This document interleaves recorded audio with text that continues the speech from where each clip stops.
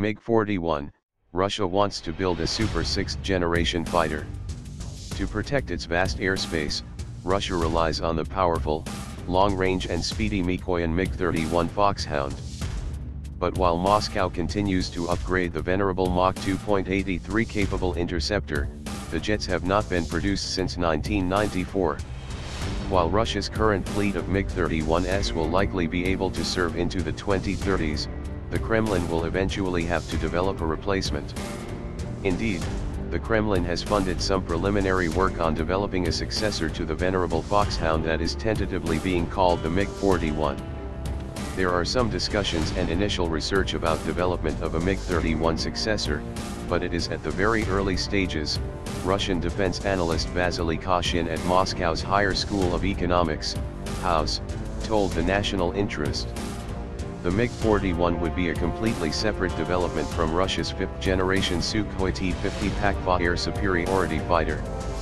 The potential new interceptor would be more of a so-called sixth-generation effort similar in concept to the U.S. Air Force's penetrating counter-air or the U.S. Navy's F/A-XX or next-generation air dominance programs.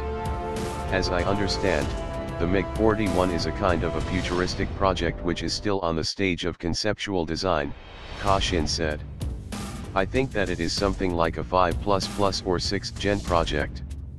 So, we probably should consider it as having the same status as the American, Chinese and European 6th-gen projects, something futuristic, which, at best will be deployed by 2035-40. Because the MiG-41 would be developed well after work on the Pakva is complete, the new interceptor would not compete for resources with Sukhoi's program. I think there is no conflict, because even if it ever reaches the test flying stage, it can be no earlier than sometime around the mid-2020s, Kashin said.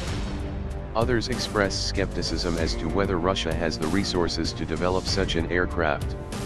I think it's still very much a paper project under the slogan "if we draw it, then maybe we'll get money for it," a defense industry source told the National Interest. Russia needs a long-range interceptor to replace the MiG-31 because of its large territory. Post-Soviet Russia, even shorn of many of its former territories, covers a vast land mass with bases that are often few and far between.